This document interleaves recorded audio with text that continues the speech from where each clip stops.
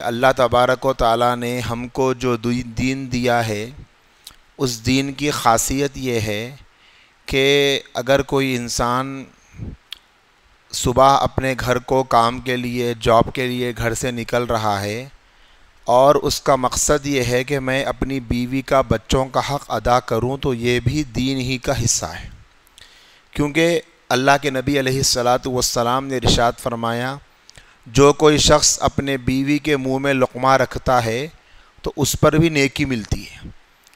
تو علماء کرام نے یہاں پر یہ بات ارشاد فرمائی کہ لقمہ کا مطلب یہ نہیں کہ صرف لقمہ کھلائے، مطلب یہ ہے کہ ضروریات کو پورا کرے۔ جو آدمی حلال کمائی اور محنت کے لیے گھر سے نکلتا ہے اس کو بھی نیکی ملتی ہے۔ اصل میں یہ بات اس لیے بتا رہا ہوں کہ ہم لوگ دنیا کمانے کو، دنیا کی فکر کرنے کو دین کا حصہ نہیں سمجھتے، حالانکہ حضرت ابو بکر صدیق رضی اللہ تعالیٰ عنہ سے یہ بات ثابت ہے کہ جس وقت اللہ کے رسول صلی اللہ علیہ وسلم دنیا سے پردہ فرمائیں تو آپ خلیفہ بنائے گئے مسلمانوں کے، تو اس کے بعد آپ بازار کو جا رہے تھے، آپ کی تجارت تھی۔ ہم سب جانتے ہیں کہ صحابہ تاجر تھے، لیکن تاجر ہونے کا یہ مطلب نہیں تھا کہ وہ ہمارے جیسے تاجر تھے۔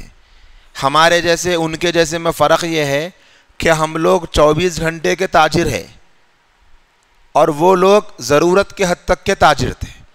دنیاوی ضرورت پوری ہو گئی پھر وہ بقیہ سارا وقت دین کی فکروں میں لگاتے تھے، اور ہمارے پاس جیسا ابھی بھائی بتائے ہر ہفتہ فکر کرتے ہیں، بھائی بتاتے رہتے ہیں کہ ہمارے پاس ہوش سے لے کے موت تک وقت ہی نہیں ہے، کبھی بھی پوچھے تو آپ بزی چھے۔ یہ طریقہ صحابہ کا نہیں تھا۔ تو حضرت صدیق اکبر رضی اللہ تعالیٰ عنہ اپنے پاس کچھ ہاتھ میں سامان لے کے بازار کو جا رہے تھے، تو پوچھنے والے کسی صحابی نے پوچھا کہ اے صدیق اکبر رضی اللہ تعالیٰ عنہ آپ کہاں جا رہے ہیں؟ بولے میں بازار کو جا رہا ہوں۔ فرمایا کہ اگر آپ بازار کو جائیں گے تو پھر امت کے مسائل کو کون سنیں گے؟ کیا فرمایا ہے ابو بکر رضی اللہ تعالیٰ عنہ نے؟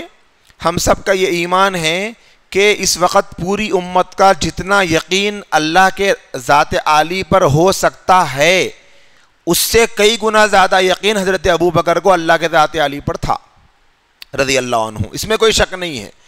لیکن اس کے باوجود چونکہ اللہ کے نبی نے یہی تربیت فرمائی کہ تم سبب اختیار کرو، بھروسہ اللہ پہ کرو، سبب چھوڑ کے بھروسہ نہیں۔ دیکھو اللہ اسباب کے محتاج نہیں ہے، ہم اسباب کے محتاج ہیں۔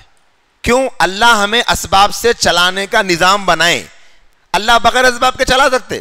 جیسے آسمان پر بارش ہونا ہے تو پہلے بادل آتا، بادل جمتے جمتے جمتے جمتے جمتے ٹھنڈی ہوائیں چلتی پھر بارش ہوتی۔ تو اللہ اس کے پابند نہیں ہے، اللہ چاہے تو بغیر بادل کے بھی بارش برسا سکتے اور برساتے اللہ ہم دیکھتے، یہ دھوپ ہے پھر بھی پانی پڑ رہا۔ لیکن ہم کو اللہ تعالیٰ نے حکم دیا کہ آپ اسباب اختیار کرو۔ حضرت ابو بکر صدیق رضی اللہ تعالیٰ عنہ نے فرمایا اگر میں امت کے مسئلوں کو سنوں گا تو میرے گھر کے مسئلے کون دیکھے گا، میرا مسئلہ کون حل کرے گا؟ تو پھر صحابہ نے فرمایا تو بات اگر ایسی ہے تو آپ کا جو ماہانہ وظیفہ بن سکتا ہے ہم بیت المال سے جاری کر دیں گے۔